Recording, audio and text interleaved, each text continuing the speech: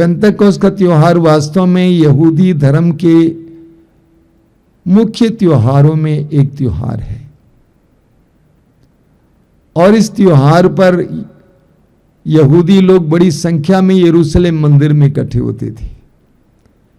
ये नई फसल का त्योहार था, इसलिए नई फसल से प्राप्त अनाज की रोटियां लेकर वे मंदिर में आया करते थे। लेकिन प्रभु यीशु के शिष्य इस पेंतकोस्त के त्योहार के दिन क्या कर रहे थे? प्रेरित चरित्र के अध्याय 1 वाक्य 4 और 5 में हम पढ़ते हैं, प्रभु यीशु ने शिष्यों से कहा कि तुम पिता ने जिस पवित्र आत्मा, जिस सहायक की प्रतिज्ञा की है, उस प्रतिज्ञा की प्रतीक्षा करना। हम प्रेरित चरित्र अध्याय 1 वाक्य 14 में पढ़ते हैं कि मां मरियम और प्रेरित और पवित्र नारियां मिलकर प्रार्थना में लीन थे। उस पवित्र आत्मा की प्रतीक्षा के लिए वे प्रार्थना में लीन थे।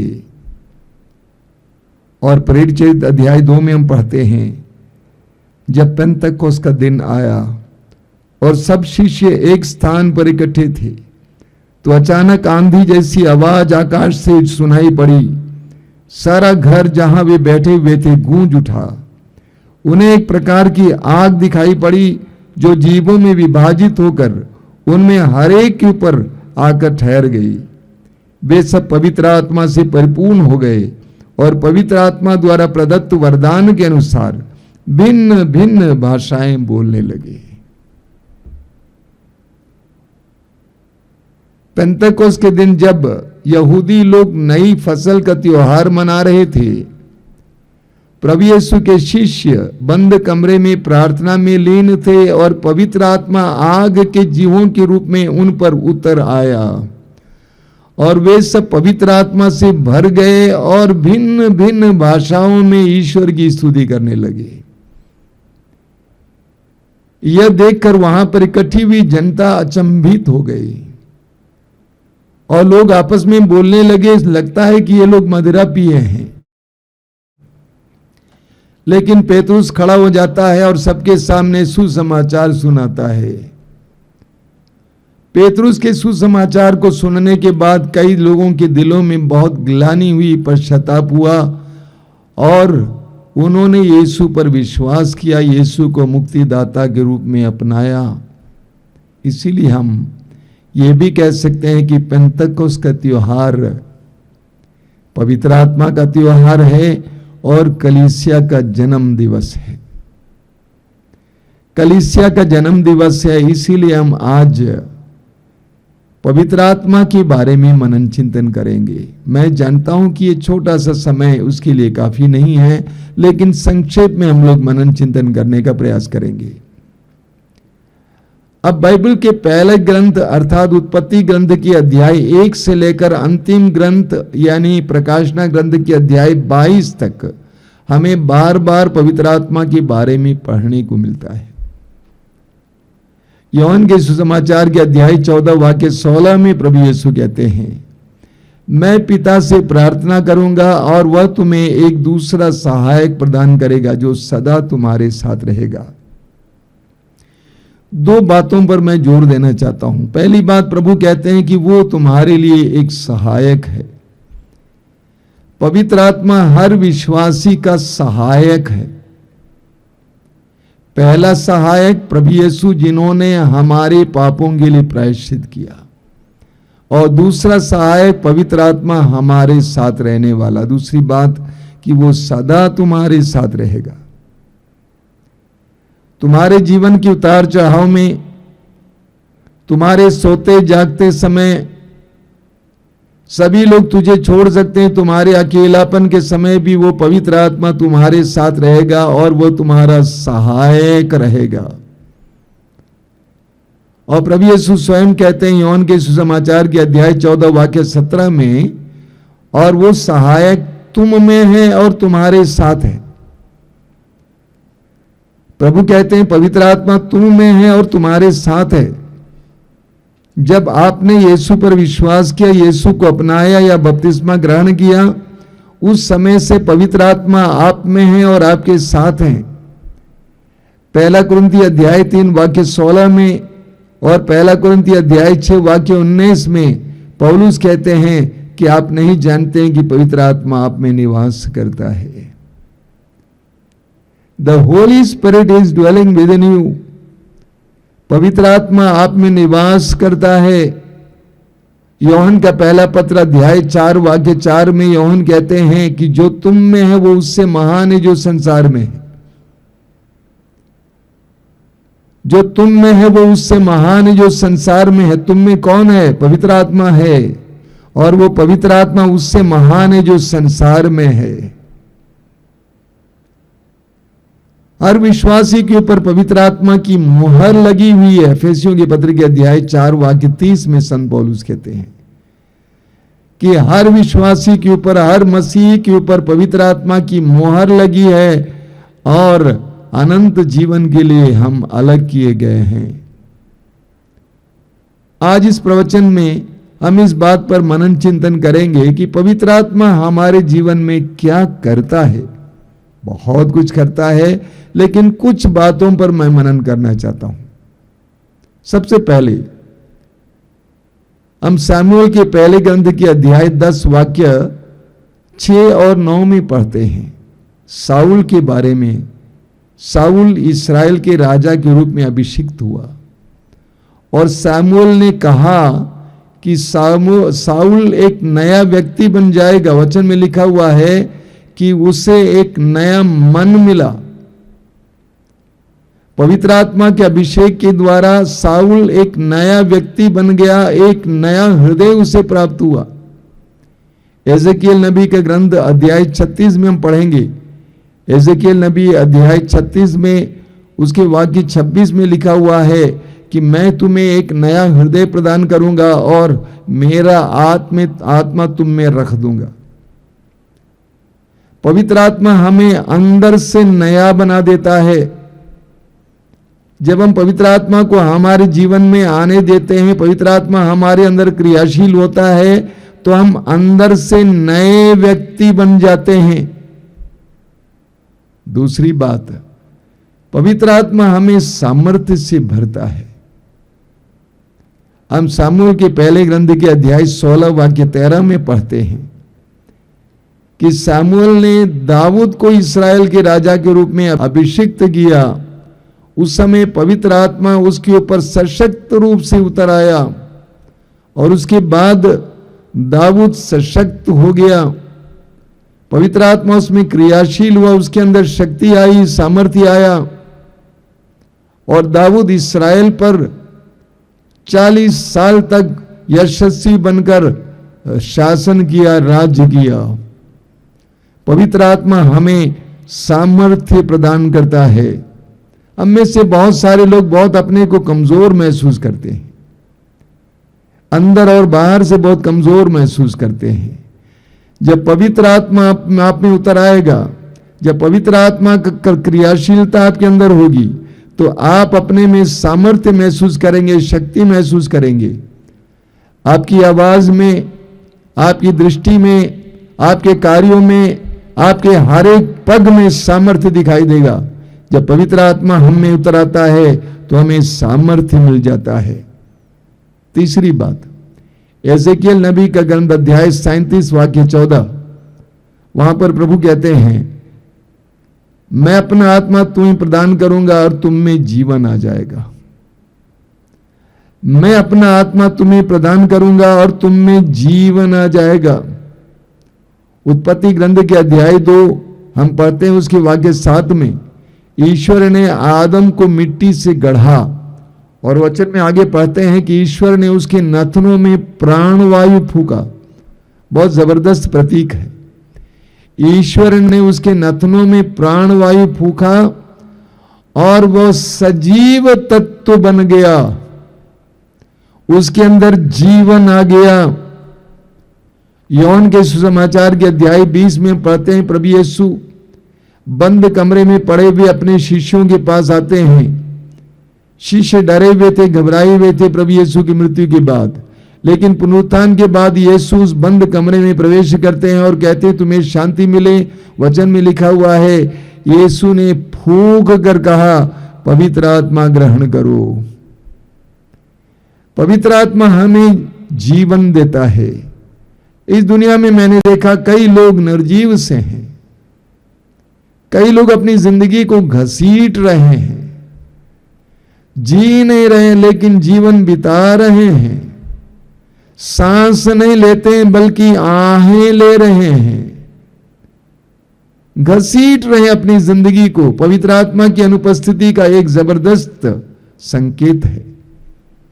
जब पवित्र आत्मा आपके अंदर आ जाएगा तो आपके अंदर जीवन आ जाएगा, आपके अंदर क्रियात्मकता आ जाएगी, रचनात्मकता आ जाएगी, आपके अंदर नवीनता आ जाएगी, आपके अंदर जीवन आ जाएगा, जीने की ललक आ जाएगी, जीने की इच्छा आ जाएगी। तो पवित्र आत्मा हमें जीवन प्रदान करता है। पवित्र आत्मा हमें पवित्र करता है। पवित्र आत्मा ईश्वर का आत्मा है, वो हमें पवित्र करता है।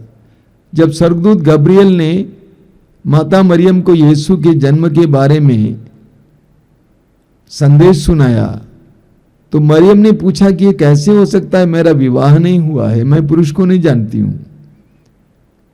लूकास अध्याय 1 वाक्य 35 में पढ़ेंगे, स्वर्गदूत ने कहा पवित्र आत्मा पर उतरेगा और सर्वोच्च शक्ति की छाया पर पड़ेगी, इसलिए जो आपसे उत्पन्न होंगे वो पवित्र होंगे। पवित्र आत्मा के आने से आपके अंदर जो आपसे जो उत्पन्न होंगे वो पवित्र होंगे। पवित्र आत्मा हमारे अंदर आने से हमारे अंदर से जो कुछ निकलता है वो पवित्र होगा। हमारी दृष्टि पवित्र बन जाएगी, हमारी बोली पवित्र बन जाएगी, हमारे कार्य पवित्र बन जाएंगे, हमारा स्पर्श पवित्र बन जाएगा। पवित्र आत्मा हमारे जीवन में आने से सब कुछ पवित्र बन जाएंगे।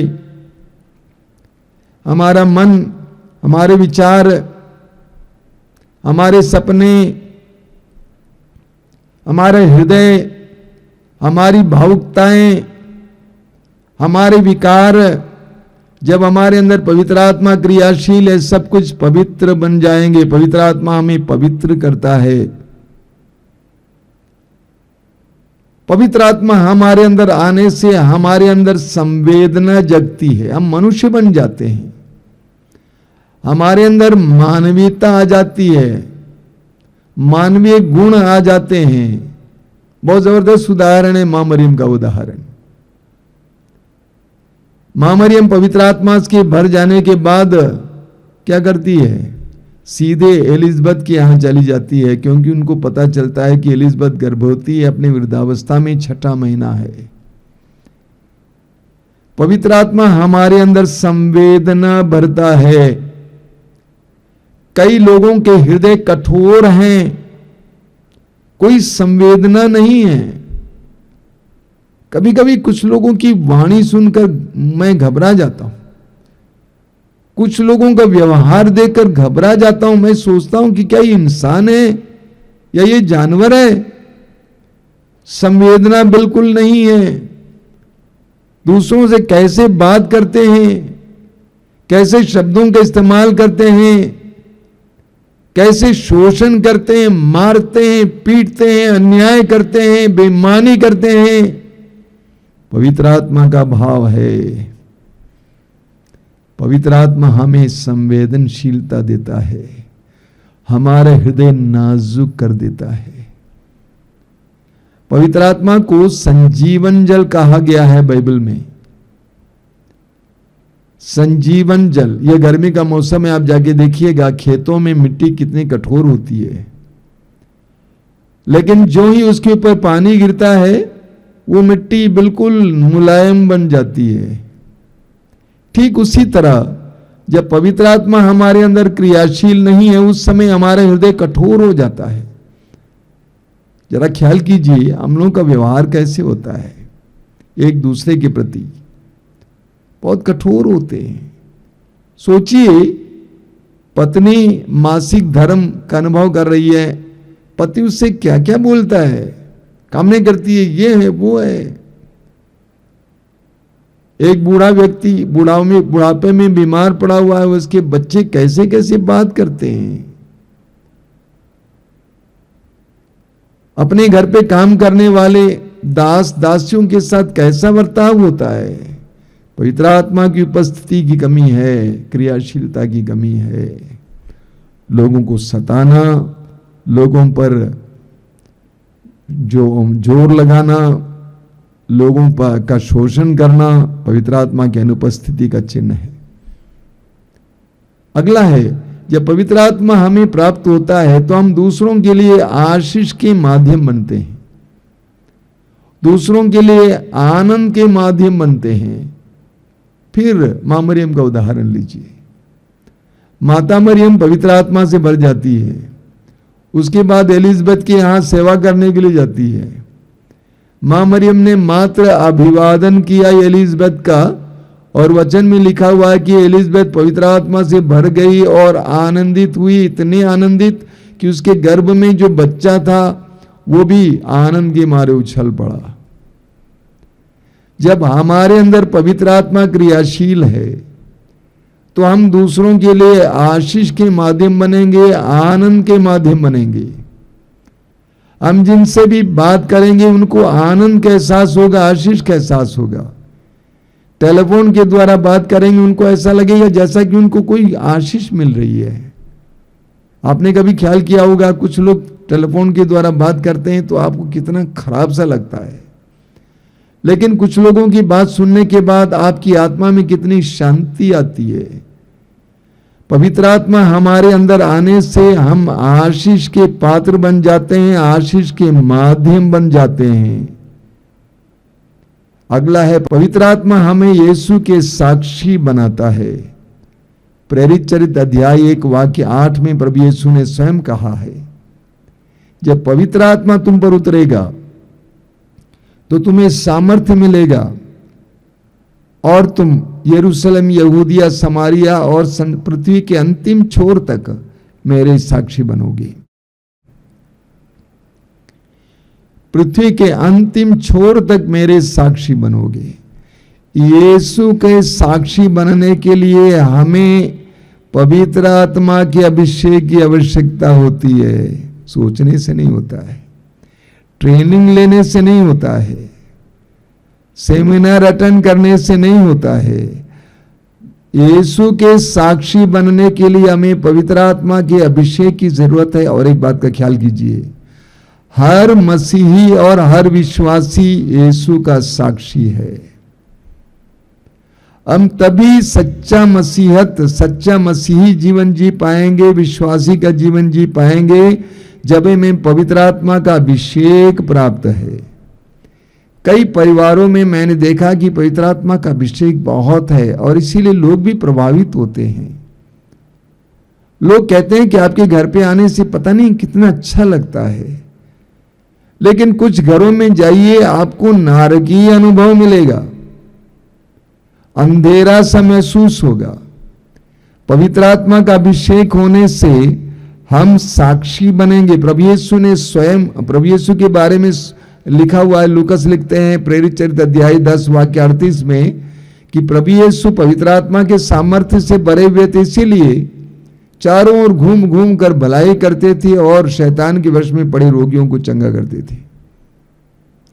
लूकस अध्याय 4 वाक्य 14 में पढ़ते हैं, 40 दिन और 40 रात उपवास और प्रार्थना के बाद प्रभु यीशु जब गलीलिया पहुंच गए तो वे पवित्र आत्मा के सामर्थ्य से परिपूर्ण होकर पहुंच गए और उनको देखकर बड़ी संख्या में लोग उनके चारों ओर इकट्ठे हो गए।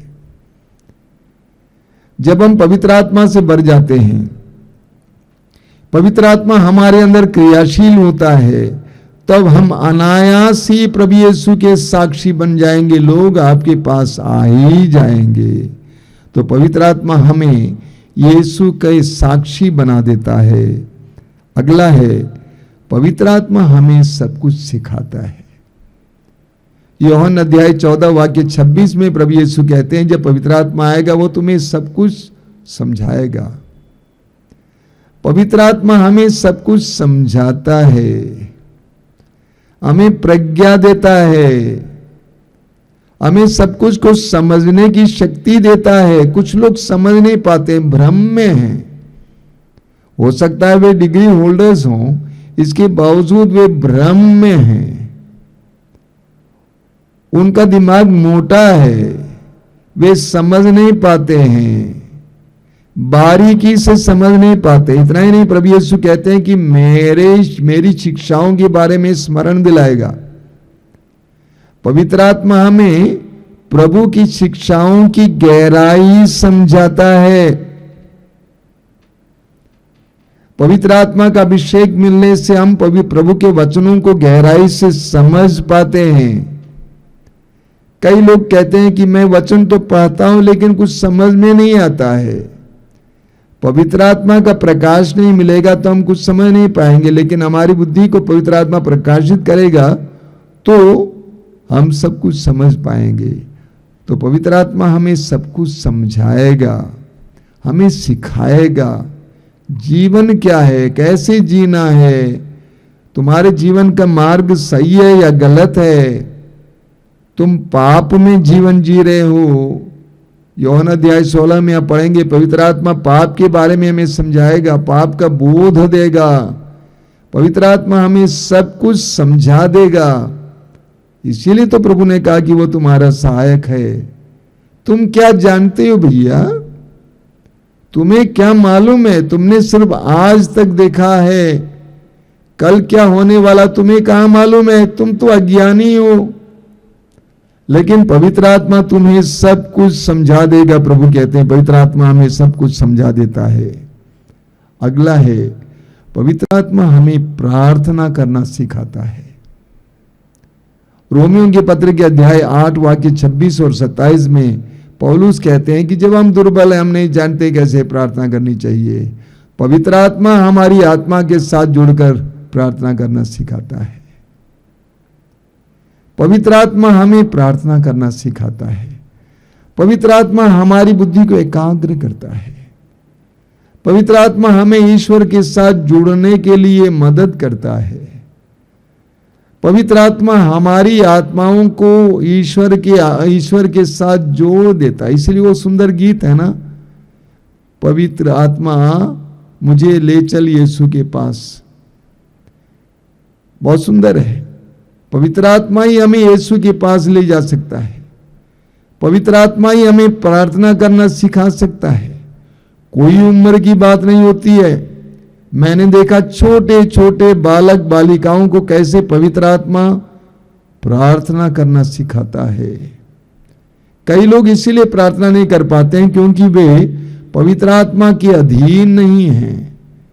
वे पवित्र आत्मा के हाथ में अपने आप को समर्पित नहीं करते हैं। तो पवित्र आत्मा हमें प्रार्थना करना सिखाता है।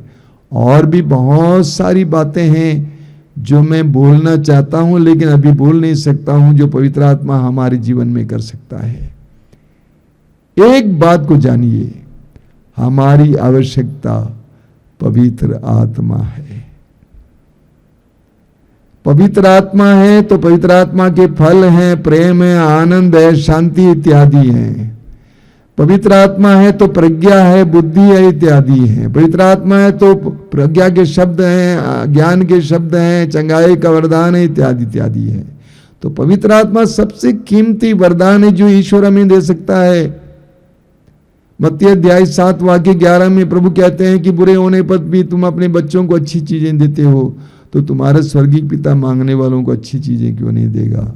लूकास अध्याय 11 वाक्य 13 में प्रभु यीशु उसको स्पष्ट करते हैं, बुरे होने पर भी तुम अपने बच्चों को अब सहजी अच्छी चीजें देते हो तो तुम्हारा स्वर्गीय पिता मांगने वालों को पवित्र आत्मा क्यों नहीं देगा।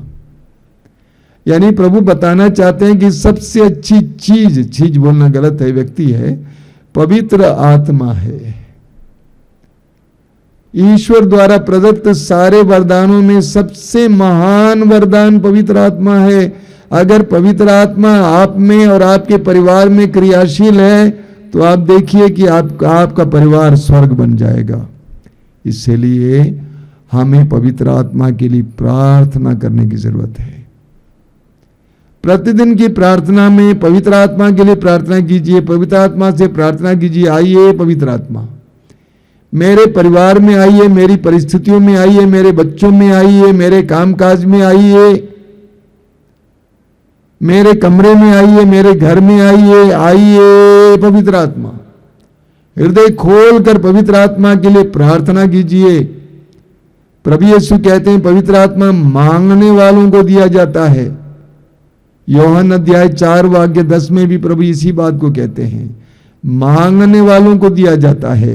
आज पेंतकोस्त के दिन हम विशेष रूप से पवित्र आत्मा की मांग करेंगे ईश्वर से कि ईश्वर तूने कहा है उन दिनों में सभी शरीरधारियों पर अपना आत्मा उतारूंगा, मुझ पर अपना आत्मा उतारिए।